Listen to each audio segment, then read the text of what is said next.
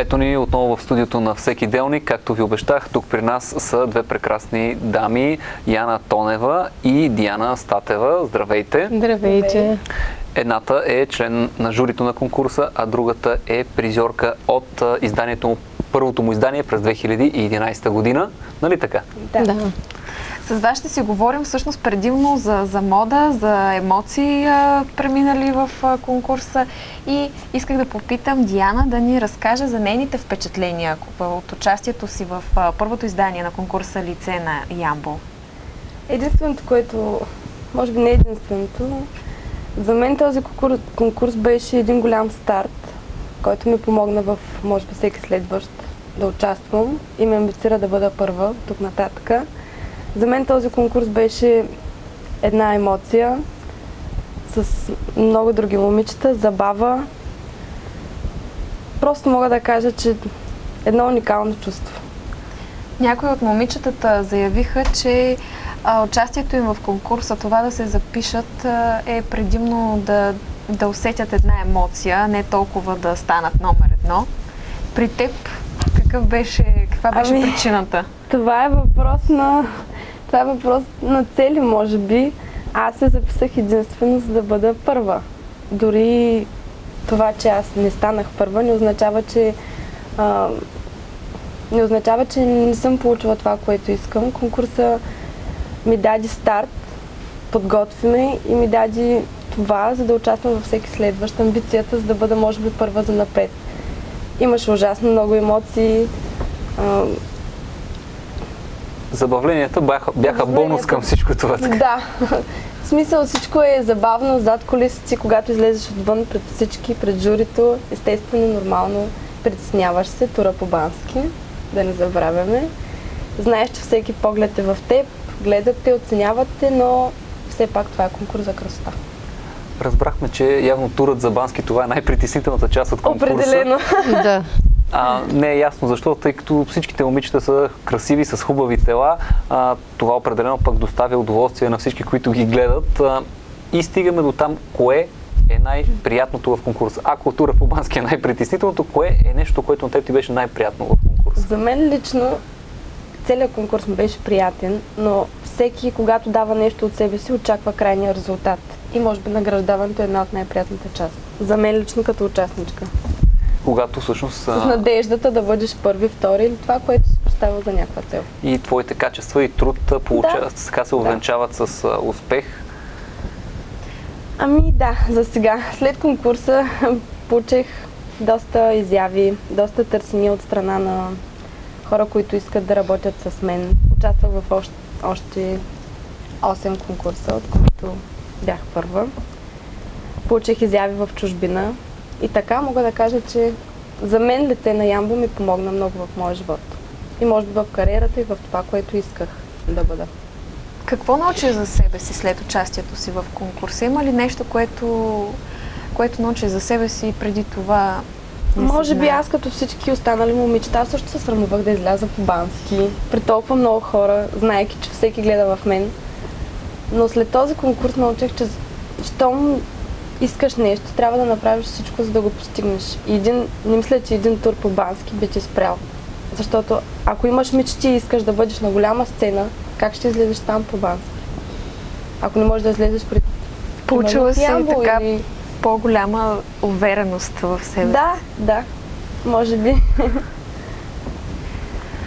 Всъщност исках да питам и да се обърна с въпрос към теб. Кои мнения са по-обективни, на дамите или на господата в един такъв момент? Ами то е относително, защото всеки си има собствено мнение и различни критерии за красота, но според мен, и не само според мен, мисля, че поради почти всички в журито е много важно самото излъчване на участничките. Не това физическата красота.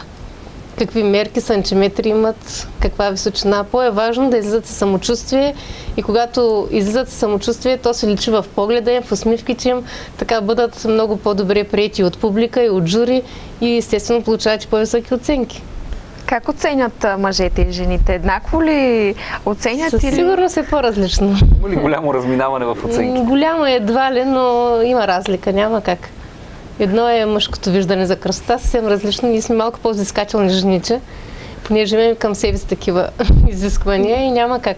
Точно това ще да кажа, че е нужно да има и жени в такива журите, за да дърпат малко юздите на мъжете, които... Мъжете малко по-друго виждане имат за нещата. Имало ли моменти, в които така има спречквания по време на оценяването? Не, всеки по принцип гласува единствено само за себе си, вдига оценка, така че после се сумират оценки, че няма как някой да влияе на другия по никакъв начин. Просто след това е сборно и точно заради това се получава някога, че едни момичета, които наистина са се представили много по-добре, отиват на второ или трето място. Да, благодаря. Но това не е критерий, няма значение. Не е важно, че си на второ или трето, не означава, че не си се представил добре, че не си изглеждал добре, дал си всичко от себе си, но просто това е точно заради това, че има и жени, и мъже в журито и оценките не винаги са така обективни и всички гласуват еднакво. Да, предполагам, че ако има само жени или само мъже, то ще има така едно пристрастие или нещо от сорта. Не знам. Не мога да кажа. Исках да питам Диана да ни каже някои от така моментите, които са ти направили впечатление зад кулисите по време на конкурса. Имало ли е нещо, което ти е останало като спомен от там? Ами, много неща са ми останали спомен, но най-вече може би това бързане, преобличане, напрежението, малкото време оставащо, което трябва да излезеш, нещо не е наред, прически. Това е една голяма емоция, която изживяваш, защото може би когато излезеш, всеки те вижда в някакъв завършен и хубав вид, но когато правиш всичко това отвътре, никой не забелязва тези неща. По време на самия конкурс, всъщност вие работите с професионални коафьори, с професионални гримьори.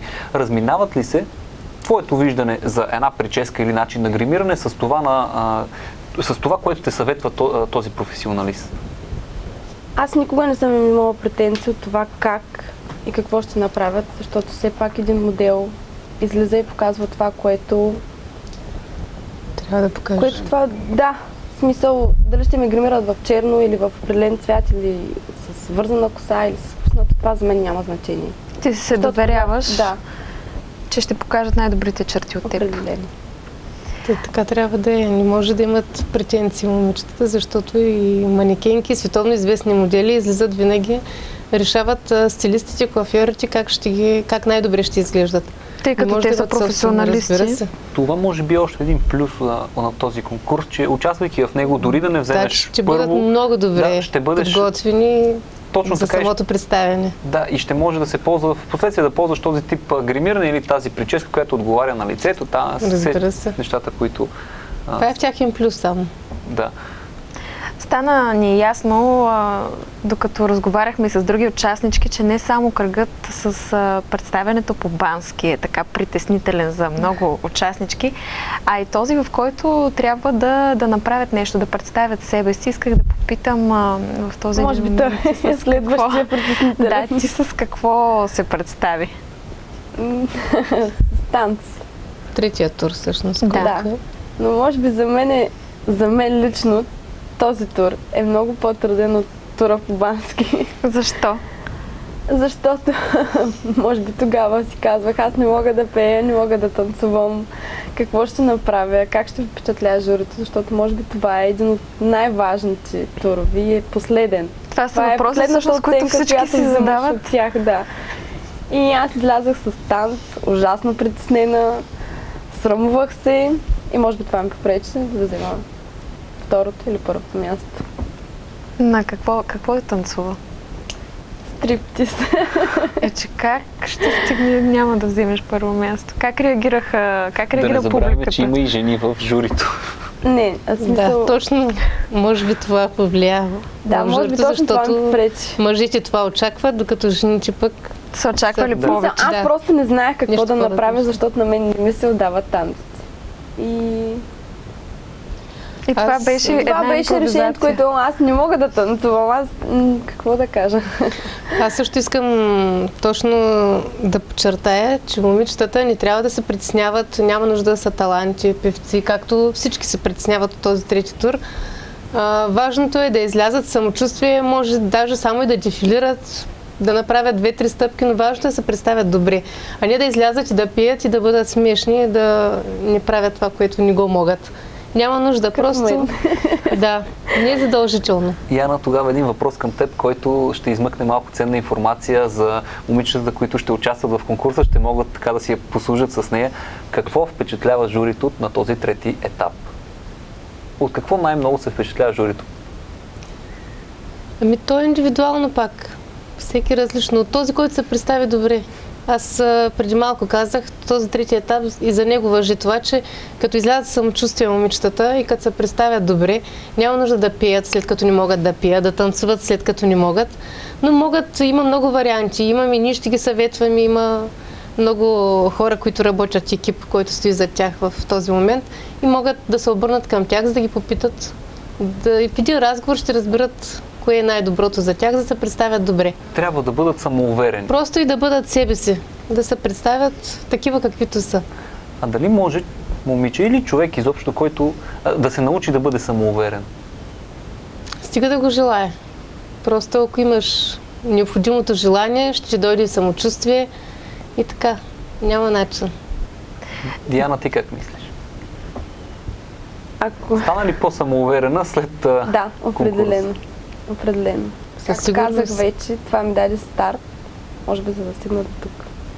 Има ли нещо, което би посъветвала всъщност младите момичета, тези, които сега ще участват, тези, които искат да се занимават с това? Нещо би ли искала да им кажеш, за да се чувстват по-сигурни, по-уверени? Ако искат да се занимават с мода, искат да участват в конкурс, независимо кой е, както в момента лице на Ямбол, просто трябва да го направят, без да мислят за тура бански, за тура артистичен тур и така нататък, без да се притесняват от журито, просто да пробват. Понякога мечтите се сбъдват. А за теб това е една сбъдната мечта? Да, определено.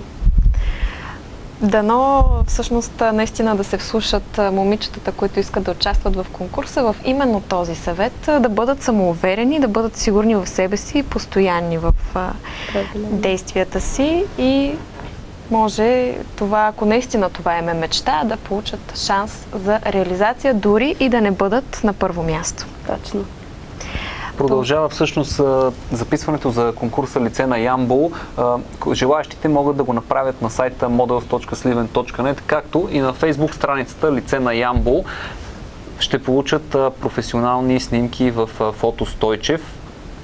Както разбрахме, професионален грим, професионална прическа и ще получат най-важното самоувереност, че участват в един истински конкурс, който, както виждате тук с нашите гости, отваря вратите към света на модата и към мечтите.